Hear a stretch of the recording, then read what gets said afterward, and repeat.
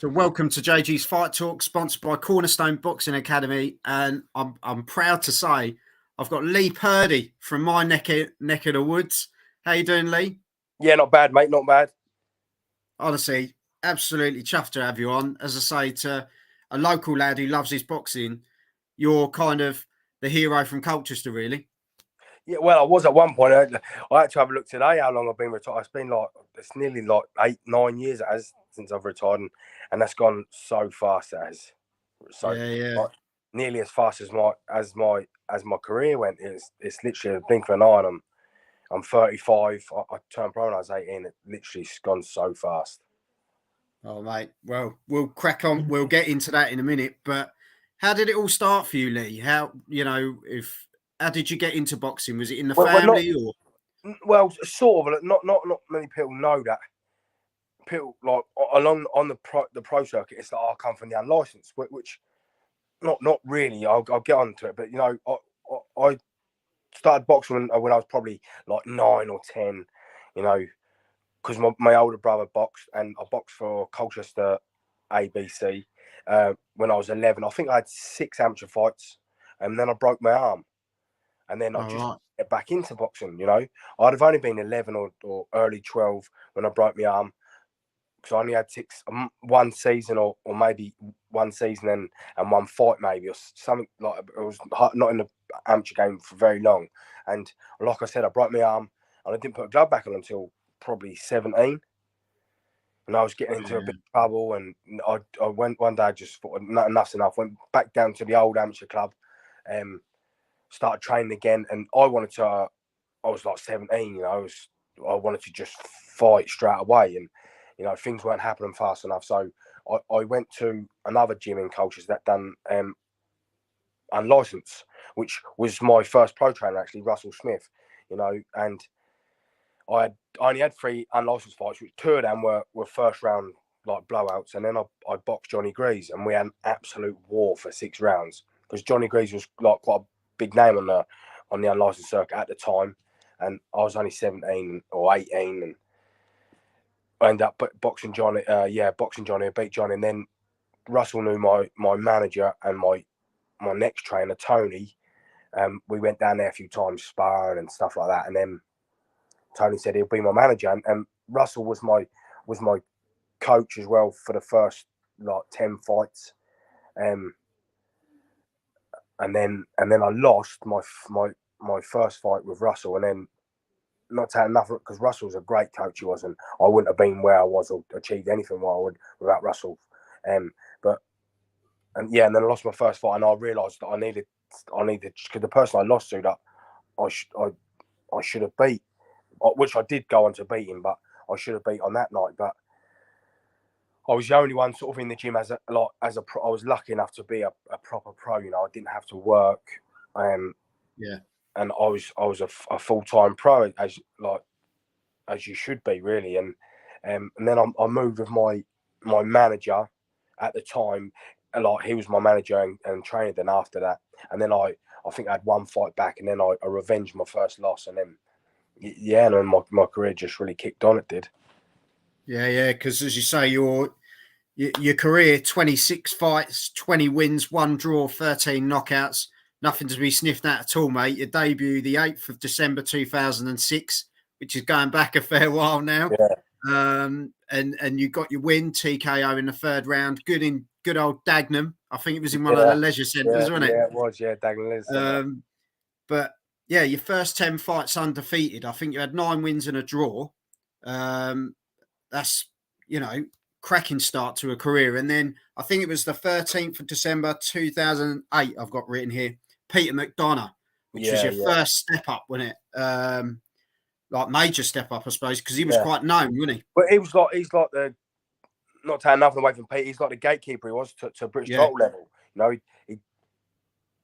He boxed loads of British champions and English champions and pushed them all really all the way, and he boxed a load of prospects, and he gave them all a tough night, and I just wasn't at the races that night, not taking nothing away from him, and he beat me, he did, and then obviously I had the opportunity to box him again, and I beat him comfortably, but yeah, on the night he fucking boxed my ears off. Yeah, because I think that was for the Southern Area super lightweight, wasn't it? And then you came Yeah, back at welter.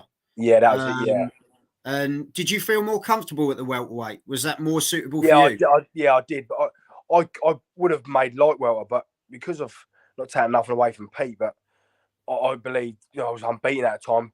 Pete was probably around 50-50, and I done quite a few times in my career. I sort of, and some couple of times I got away with it, but sometimes I didn't. You just turn up thinking that you can You win. had enough. Yeah, Yeah, and a few times I didn't. And obviously a few times I did, but that was I believe that was the lack of my lack of amateur experience where I didn't really know too much about weight. I didn't manage my weight very too much, or when I was out of training, I was not ticking over or nothing. Most of the time I was training just for a fight. And when I yeah. wasn't training for a fight, I wasn't doing nothing. Which now looking back on it, that was a major hiccup in my career. Yeah, yeah, but you say there's hiccups, but as you say, you came back, you beat McDonough, you got the Southern Area welterweight title. I think I love the Southern Areas; they're always Yeah, yeah, good scraps. Like with the English title, we'll get into that as well.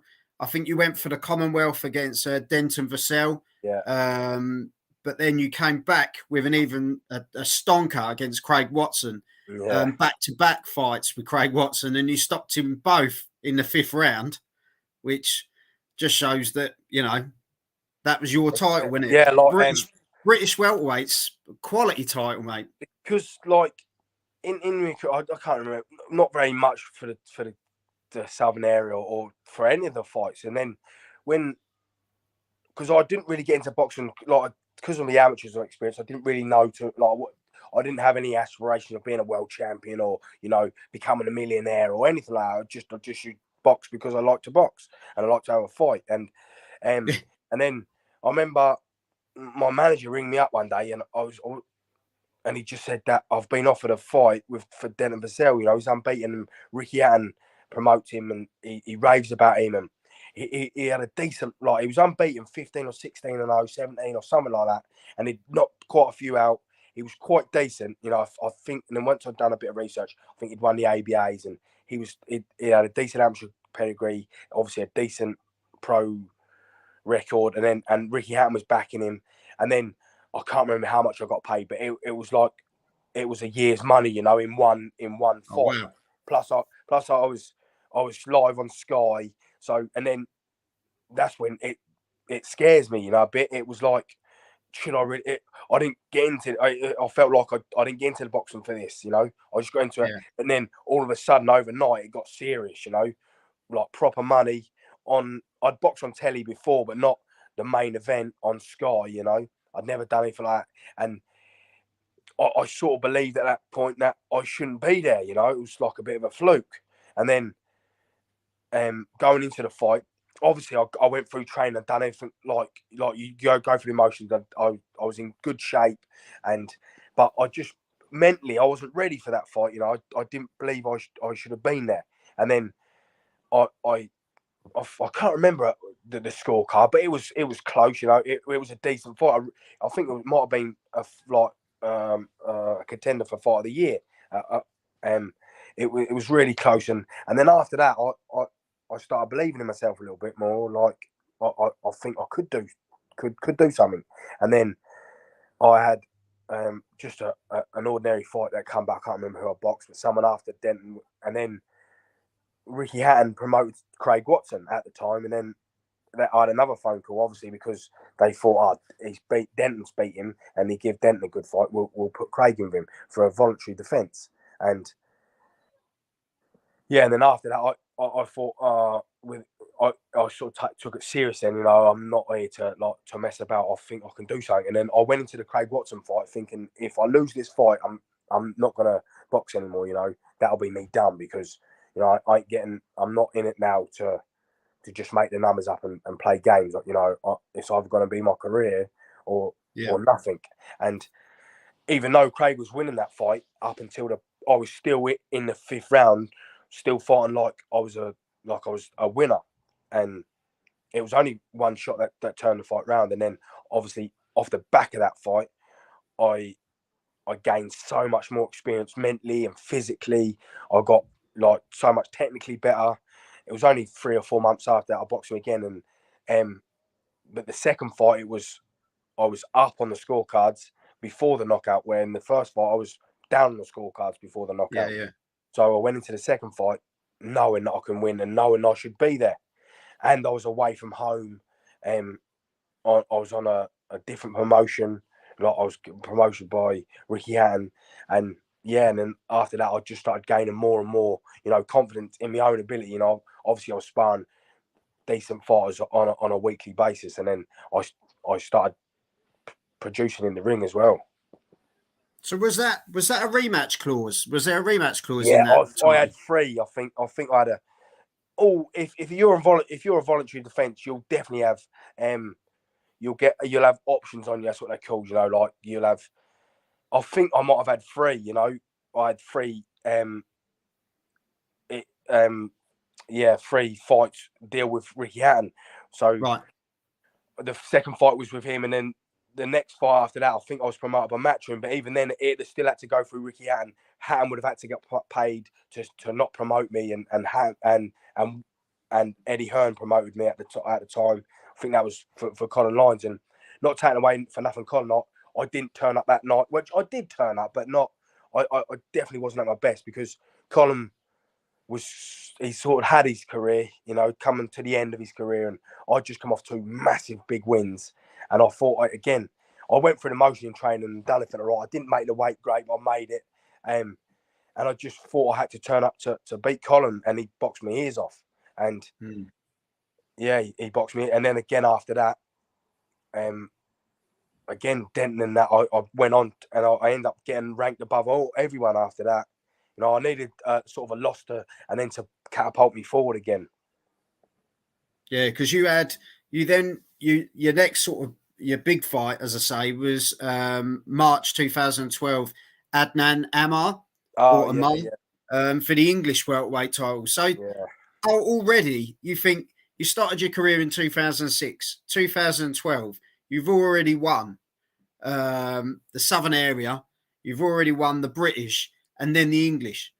And people always turn around and say, "Oh, the Southern area," but I think the English and the British titles that they're sought after titles again. I think they're titles that people are really pushing boxers to go for again, aren't they? Yeah, unless you're a big name that's turned over from the amateurs, and you're getting decent money, for just fighting 4 and 6 rounders.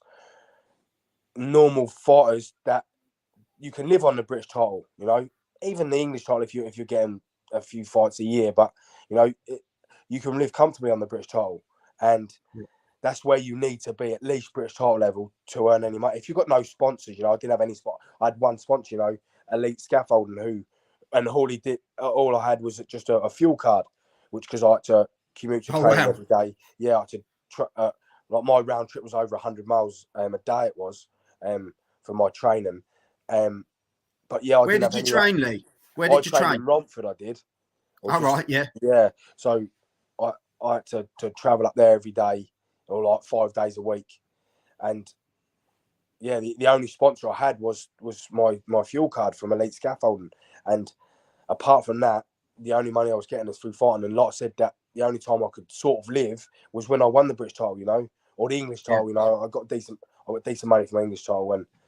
And that's mental. That's mental to think that you got a fuel card, and you think these days, like when people go, "Oh, sponsors and this sort of thing," you always think of the big money deals. But back then, just to have a fuel card was like especially decent, for me.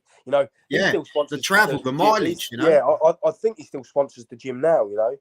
Oh wow! Like Conor Bairney will sponsor. All the Tony Sims fighters now, because I still see the Elite Scaffolding up sign. So he must still sponsor the gym, and I don't know if it's a different what's called, but at the time I know he sponsored a lot of the fighters in the gym, and we all had fuel cards off him.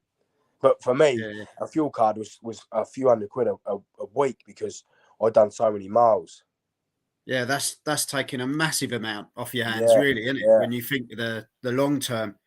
But Mate, your success didn't end there. The ninth 2012 Carrasco for the IBF International Welterweight title. Your Yeah. crowning glory, Lee. Yeah, well, yeah, it was sort of a bit, yeah. Like, I still think my best fight was Craig, and my best fighter as well. You know, was Craig Watson. Even though I did beat him, but he was he was proven. You know, he beat some decent fighters, and he was decent. He was, and I sort of ruined his career a bit. But he boxed people like he beat Matthew Hatton, who obviously Right. boxed Canelo. He Yeah. he beat John O'Donnell, who I used to train with John a lot. John O'Donnell, he was at the time like he was trained by Rob McCracken at the time, and John O'Donnell in the amateurs, he had a great amateur career. I believe he won the Commonwealth Games, really good, and he had two really close fights with him. I think he might have picked the first one, and then he lost the second one. But John used to give me all sorts of trouble in sparring and stuff like that. But then obviously sparring with 16-ounce gloves on is different to sparring with to fighting with 8-ounce gloves on. But then Craig beat him. He was really, really like rated, I think, on the circuit at one point. Craig, I think he might have even been at the time I beat him. I think he was ranked number 2 in the country, obviously behind Kell Brook, and then I took that rank. I took that ranking off him, and yeah, I still believe that was my biggest achievement was beating Craig Watson. But then, like I said, Adam Ambar, he beat one of my good friends, and he beat some decent fighters as well. He beat Adam Ambar. Might have been the fight before, a couple of fights before. He beat one of my good friends who was trained by my first trainer, Russell Smith, and Tommy Glover. He beat Tommy Glover, or stopped Tommy off, I believe. And Adam Ambar come from the Ingle gym. He pretty much. He may have lost one, I think, in well over 20. He was a decent fighter, and I was the away fighter at the time. So I believe it was Sheffield. Is it Sheffield? I boxed him at Sheffield. Adnan Bar. I I'll believe have it to was check. Sheffield. It might have been on the undercard of probably Kell Brook. We was the track chief support. I can remember my speaking to my wife, like the debut, the last run I done. I sort of broke down a little bit and said, no, not many people even know this. Sort of broke down and said, if I lose this fight, I'm done. I'm losing for the English title. I can't lose. Even though Adnan he had a decent record, but he hadn't really beat anyone. He beat some decent fighters, but not anyone, like British title level. And I believe I should beat him. And then, I broke down and said, like, if I lose this fight, I'm done. This was like the night before the weigh-in. And then, obviously, I went out and sort of, it was a bit of a demolition job, really. It seems to be a running theme with you, Lee, though, doesn't it? When you Yeah. turn around and you say, look, if I lose this one, I'm done. It's like you had that motivation. I had to be under the cosh to perform, Yeah. Even like Carrasco, I was quite lucky with the Carrasco fight, really, because I think at the time I was English champion at the time, and I only won the English title again, which was right tricky. Like I can't remember that might have been after the British title, but when I won the English title, I boxed, I think, a kid called, I don't know, Chris Johnson, I believe. And he had a decent record, I don't know, 15, 16, 17 or something like that, and lost 2 or 3. And I believe again, I was going into the fight and thinking because I think that was on the undercard of the Kell Brook fight as well. And I believe again, I just had to turn up to beat him.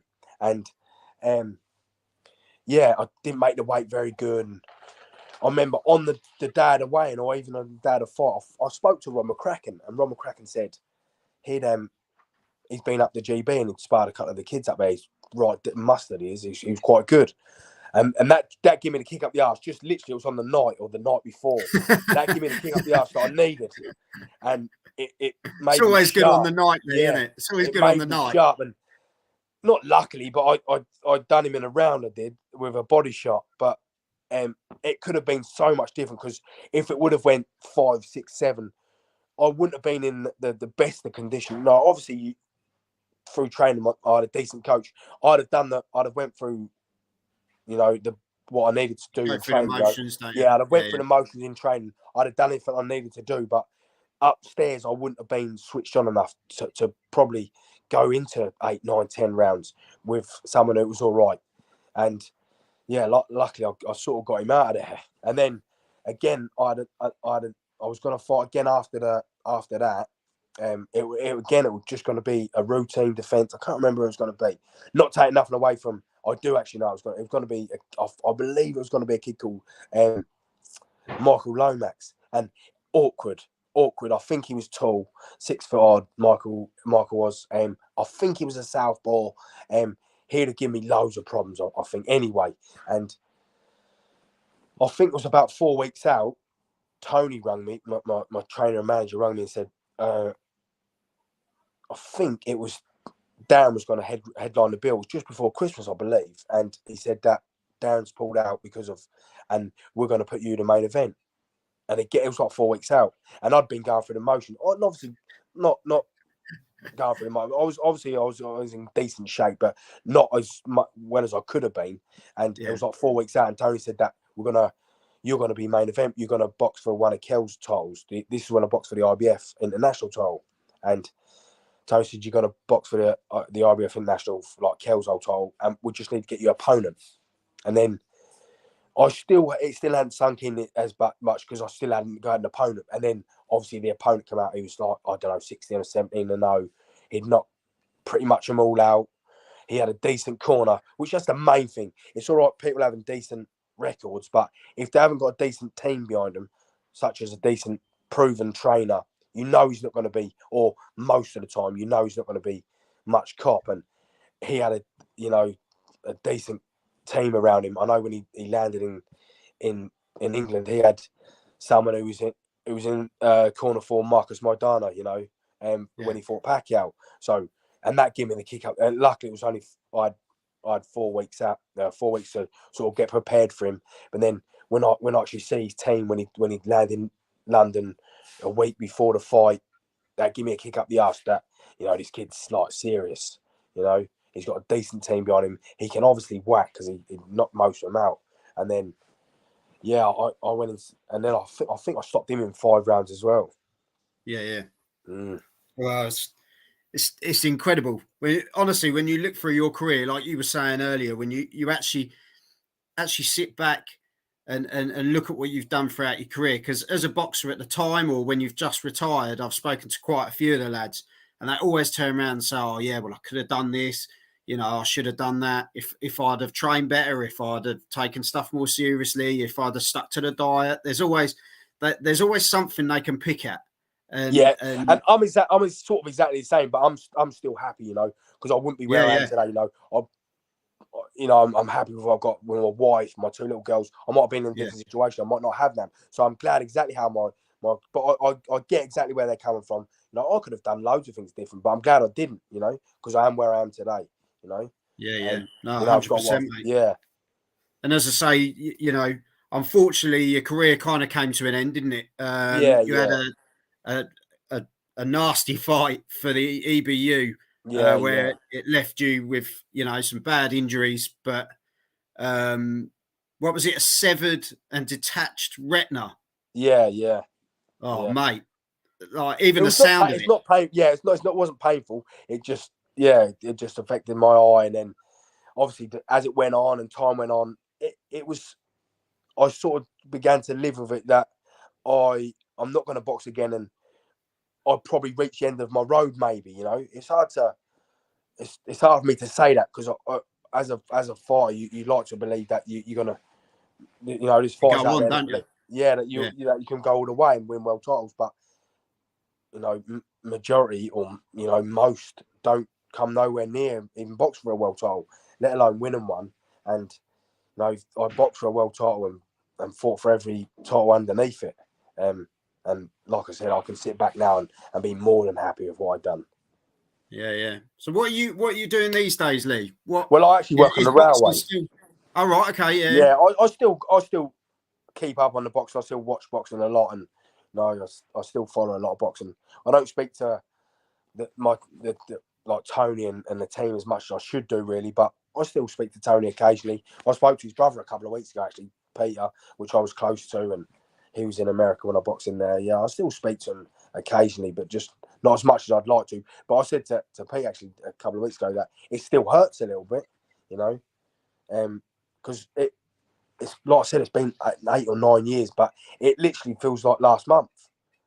Yeah. I was trained. Like I just really don't know where the time has gone. No, and as you say, you got, beautiful wife and kids, and you've got, you know, as you say, working on the railway, you're a happy man. A lot of people come out a lot worse, don't they? Yeah, From the definitely. Yeah, boxing yeah. world, and you know, you've come out with your head held high, a cracking career, mate. To be perfectly honest, so I don't think you sit there. You're a really modest guy, to be honest, and you know, to turn around and say, "Oh yeah, I did this and I did that." There's a lot of people that would jump at the chance, mate, if they, you know, started a career and said, "Well, I could win an international belt, I could win a British belt." You know, some people dream of a Southern Area title. You Yeah, know, yeah. it's you've achieved the dream of a lot of people, and I'll take my hat off to you, Lee. You know, Yeah, especially as a cheers, mate. local guy.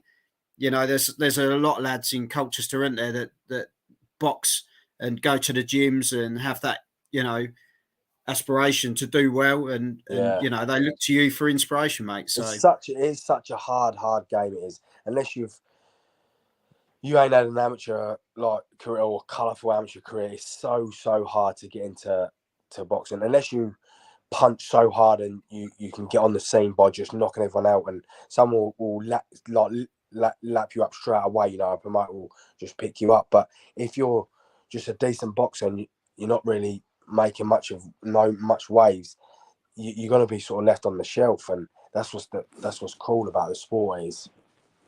yeah. Well, before you go, Lee, I'm going to grab you for Fury Chisora this weekend. Obviously, a fight. A lot of us were hoping Fury was going to have someone else, because you know we've seen this before. This will be the third time. How do you see this one going, Lee? To be perfectly honest, a Well, guy that's obviously you have to go for Tyson Fury. Have to. You know, he's yeah, beaten before, but he's got Dale's away a with. tough boy, isn't he? Yeah, lots of fighters get away with. Like I said, I got away with it a few times, but you know, turning up to fights knowing that you're going to win. And I know Tyson said he's done. Tyson would have done what many fighters do. You know, go through the motion in training, and that'll be enough. But as a heavyweight, you know, sometimes it just takes one punch. You know, it just takes one Yeah, punch and it's over. You know, he has to stay switched on for 12 rounds. You know, every second of a round, and if he doesn't, we know he can be put over.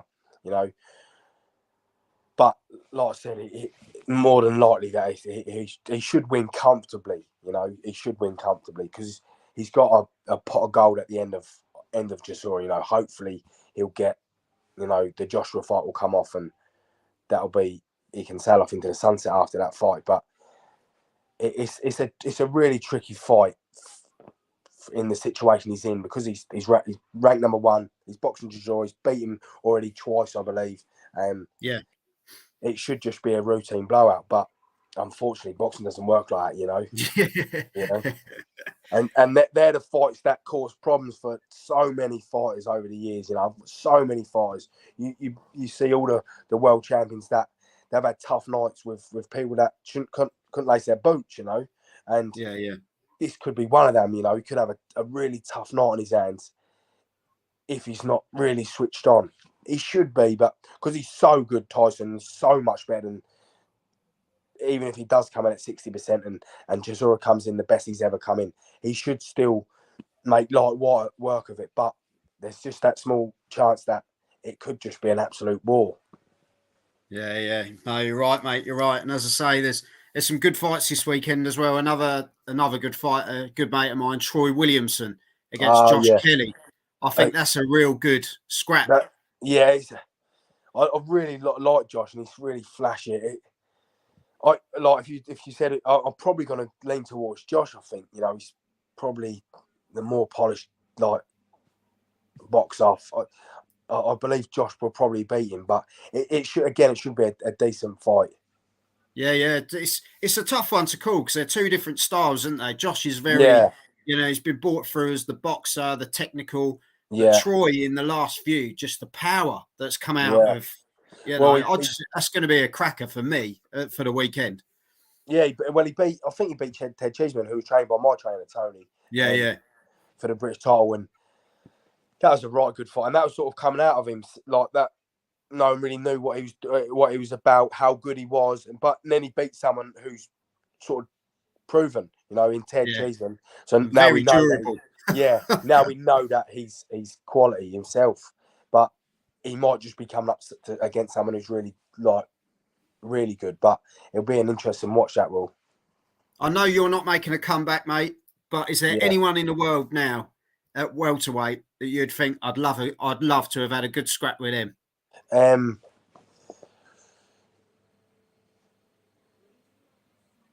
There's probably loads. Yeah, it's probably what's the kid's name? He's boxing. I think he's boxing Crawford. I can't pronounce his name properly. Not Avanesian. Yeah, similar to myself, a bit rugged, and I'd have liked to have a little tear out of him, I think. Yeah, is he boxing Crawford? Is he boxing Crawford? Yeah, Terence Crawford in December, I think. I did see something today. I think that he'd be boxing him. Yeah, that's a big fight coming up, I think.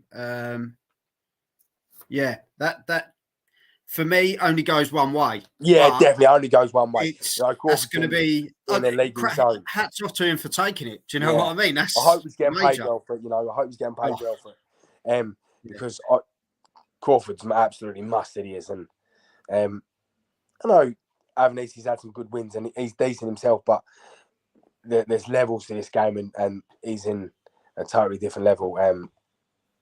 Crawford is. Yeah, he's kind of sitting at that European level that he's been good at for so long, isn't he? And this is kind of the step up for him. And well, good luck to him. That's all we can say, isn't it? Like I say, I hope he's getting paid well for it. Yeah, I'd want to be, mate. I'll tell you. But Lee, honestly, absolute pleasure to have you on, mate. And I genuinely mean it. Like my brother's jumped in and he's put bloody good fighter. We're from Colchester. My brother Aaron and me, and just to see someone do well and to come out of it safe and happy, and to do well out of it as well. It's always good to see. So I really appreciate your time, Lee. Cheers, mate. Thank you. No problem at all. But if you've enjoyed it, people, hit the subscribe button and leave a comment for Lee as well, and I'll pass them on to him. And Lee, keep in touch, won't you? And we'll have a chat soon, hopefully. But we might see a shot this weekend. Who knows? Yeah. Well, we've done it now. We might, but I doubt it. No, Lee, thank you very much. I'll see you soon, mate. No, right. Cheers, mate. Take care. Take care. Thanks, mate. Bye. Bye.